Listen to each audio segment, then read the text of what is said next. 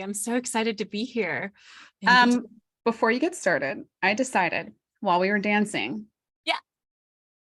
that we're gonna have Manifestation Dollywood like sometime in the next like few months. Like we have to put it on the books. Yes, please. Yeah. They always open on my birthday weekend, which is a sign. And also your anniversary weekend, because it's Perfect. one in the same day. It's March 13th. So like the weekend right before March 13th is when they open. So What a fantastic day. So, okay. All right. yeah. Well, we'll get looking at the schedule and we'll get some announcements out. Okay. Take it away. Okay. I'm so excited. Add that to the list of like I know. that I got to manifest here. Okay. So I'm going to read my story because I have ADHD and I will go all over the place if I don't read it. Okay. So I did my first GYST challenge back in 2019 and nothing has been the same since. I've also done 6 or 7 more challenges after that. Why did I keep doing challenges? Because I kept getting something different and valuable out of each one, but also because I kept hesitating to make that trapeze leap. Before getting to work in the little volcano, I was a pool of self-doubt, hesitation, shame, scarcity mindset, fear of the unknown. But the worst part was I didn't even know it. I was keeping myself small in quite literally all areas of my life.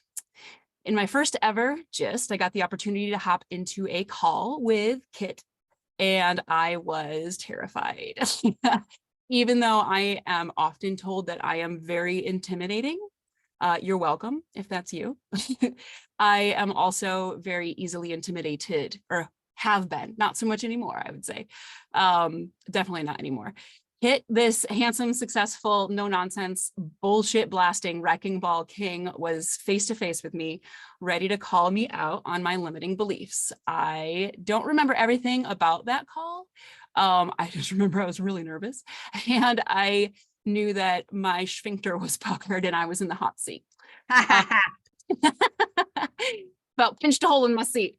At one point, it hit me like that proverbial wrecking ball that I was a pessimist. And I was so shocked by that when I realized that. I was like, what? Me? Sunshine, rainbows, unicorn wannabe, Dolly Parton singing, nature loving, tree hugging, artsy fartsy. Me was a pessimist? Yeah, I was. Well, damn, that was pretty eye-opening.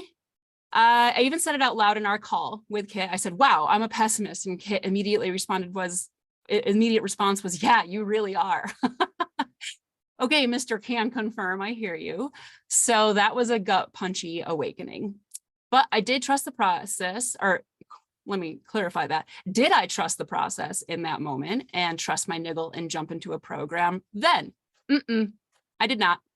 I was thinking that I needed to wait for everything to be perfect, for there to be no debt, plenty of savings, complete open time in my schedule, et cetera, et cetera. But in reality, does that ever happen? When we feel called to do something big? Not really.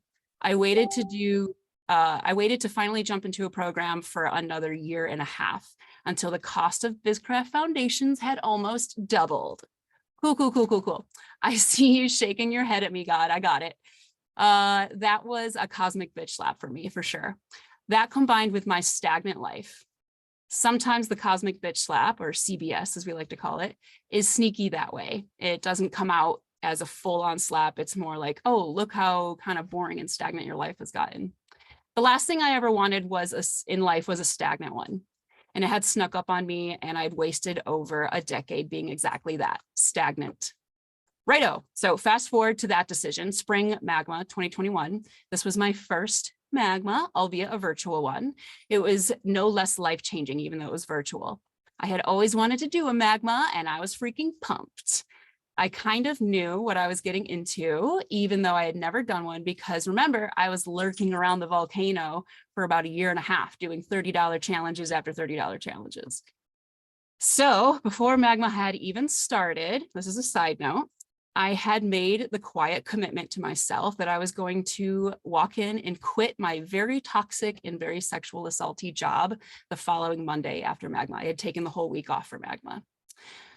So I had already committed to do that. My boss didn't know yet. It was a surprise for him. I was feeling incredibly empowered with this decision. I was finally going to stand up for respect and stand up for my own boundaries. And I learned how to do that from my challenge after challenge after challenge after challenge. One small problem, I didn't have another job lined up on the horizon of any kind. And that's okay. I was trusting the niggle and believing things would work out. We'd be okay. My partner vehemently supported my choice to quit. So then what do? That's when I decide to jump into BizCraft. Yeah, then. When I was quitting and I had no secure income coming in, lots of bills endlessly coming in, nearly no open credit card space, then when I had no savings, then when I had not a great credit score, and I had a car that I had just gotten that actually required car payments for the first time. All my cars before that were just junky pieces of trash. So I thought to myself, sure, why the hell not? That niggle was becoming shark chomps and I could no longer ignore them. Was I nervous? Yep. But Coach Alana played me Dolly Parton's 9 to 5, my personal power song. And she played that for me and danced with me while I made my deposit. And I was so excited in that moment. I was terrified to make a teensy deposit on the teensy weensy amount of credit card space that I did have available. Then I had a full-blown panic attack. I thought I had absolutely fucked up. We had gone into the next exercise in Magma and I had to go off camera because I was hyperventilating and having a panic attack. Not only that, but I had made this decision while my partner, now fiance, Mark, he was out taking care of all. Yeah, so excited. Put that in the adventure category. I don't have my ring on right now because we're resizing it, but it's a very nice ring. He did good. So he was outside taking care of all the barn chores so that I could be fully present in Magma. He was supporting me in that way. So I felt like I had betrayed him. I felt like I had stole from him somehow. And he came inside to see me in just like a puddle of my own dramatic self woe on the floor, trying not to hyperventilate. I confessed to him my sins. And I said I was so sorry about every other word. He held me, he calmed me down, and he let me know that he wasn't upset at all. He also let me know that if this was important to me, that we would figure it out, and he wanted me to do this program. So we did. We figured it out. Not only did we figure it out, but we made every single payment on time with no issues. The money showed up. I found ways to make the money show up. I did some side hustles, started coaching at CrossFit again. I sold some stuff that was sitting around, but we never struggled that whole time I was making payments. So he assured me I was still reluctant, and I had even messaged Coach Alana like a panic attack message saying that I had made a mistake. I wasn't ready. I couldn't afford this. There was no way I could make it happen. She made me feel heard and comforted, and then asked with me to sit with it for a while and listen to my heart. Well, my heart said that I was crippling my life with anxious what ifs, and that I was overdue to start living a life of why nots. And that was a really beautiful message from my heart. So clearly I did BizCraft. Here I am as a BizCraft grad, and I'm living my literal best life thus far. And I know that the best is yet to come. I loved BizCraft. I flourished in BizCraft. And not only has it made me a great coach, but also a better person. I'm a better lover to Mark, a better friend. I'm a better listener, and I'm even a better CrossFit coach. And dare I say, an optimist? I think so. It has literally been the best investment I've ever made in myself, 100%, no doubt there. I have this incredible Little Volcano family, and the future is something I can now go running excitedly into rather than kind of hiding in my dark hole because everything was full of unknowns and I can'ts. So jumping into a program, as terrified as I was, has empowered me in more ways than I could ever explain. I'm not only getting paid to coach Little Volcano clients that I adore. Woohoo! Yes, but I am also, like you said, CrossFit coaching, and I work half as many hours as I did at that really toxic job, and I'm making twice as much money as I was. So Yahoo! Yeah, that's pretty amazing, I have to say. So I'm doing things that I love to do more than ever. I'm moving forward with all of my dreams. I am fitter than ever. I'm making PRs after PRs after PRs in the gym. I'm more confident in my body. And that's all coming from stuff I learned here, not just from CrossFit.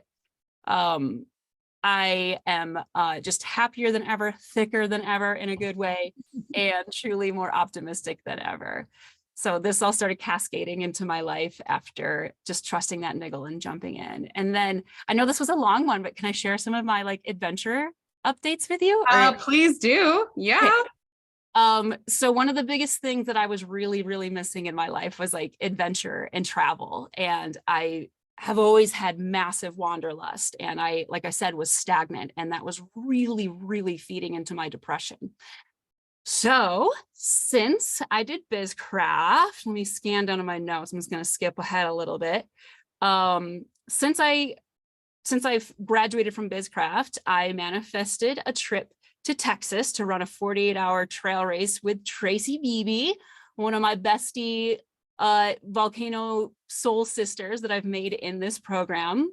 And that was amazing. And then soon after that, I went out to San Diego for the first time, met you guys, and got to be a fire tender and help with Beyond Fire and Ice, which again, absolutely life-changing. And then I went to Guatemala for 2 weeks to do a yoga retreat with my OG buddy that I met here in the volcano. So that all came to fruition because of doing BizCraft. She put on a yoga retreat and I went down there a week early just to explore with her. And I climbed a literal volcano and camped out on it overnight in the freezing cold and watched it erupt all night long. And that is like the source of my newest Patronus. And it was just the most amazing magical event of my whole life. That story that you told, oh my God, like I want to like bookmark it. So anytime I just need magic, I can just like open it up and read the story because it's so amazing. It's so good. I can't wait to tell it in person, like a dramatic like storyteller at a Renaissance fair, because it was just so, I have ducky bumps right now talking about it because it was so incredible. I cannot wait to go back. And speaking of going back, Allie and I are full rolling in the process of her and I planning a retreat in Guatemala. Yeah, wow. and I are going to run. So it'll be yoga and like HIIT fitness based. Wow. It's interested. And so therefore I'll be making money to travel. Yeah, absolutely. So, wow. That's great. Kelly, that wasn't your first time out of the country, was it? No. Oh, okay. Because I think it was your first time in California, right? When you came out to visit us. It was my first time in California, and it was wild. It was like an alien planet. How long had you been dreaming about traveling before all this recent travel?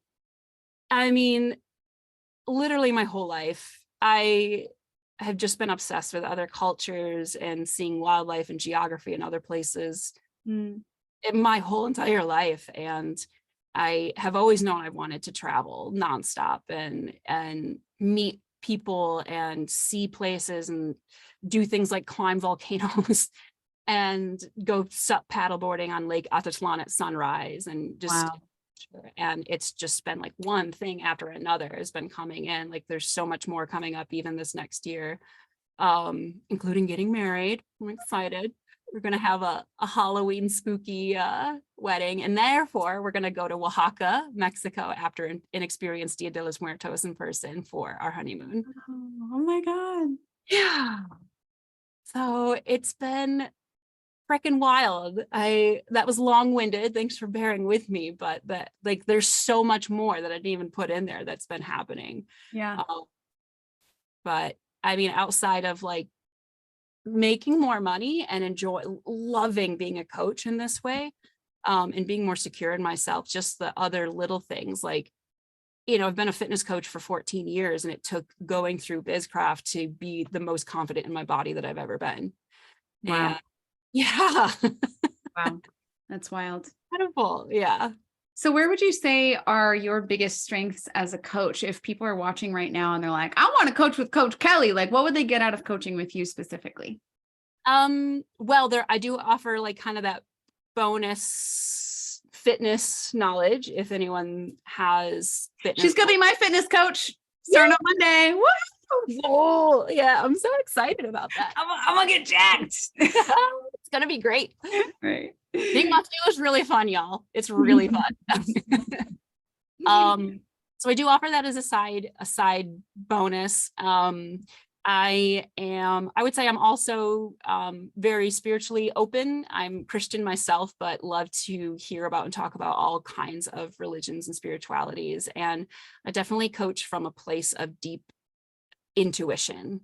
I love to walk people through little meditations and stuff. And then I just have fully trusted. And again, this is thanks to BizCraft, have fully trusted to trust my intuition and my heart, which is something I struggled with before. But the more I have leaned into that and had confidence in that, the more breakthroughs I get. Like, it's been amazing.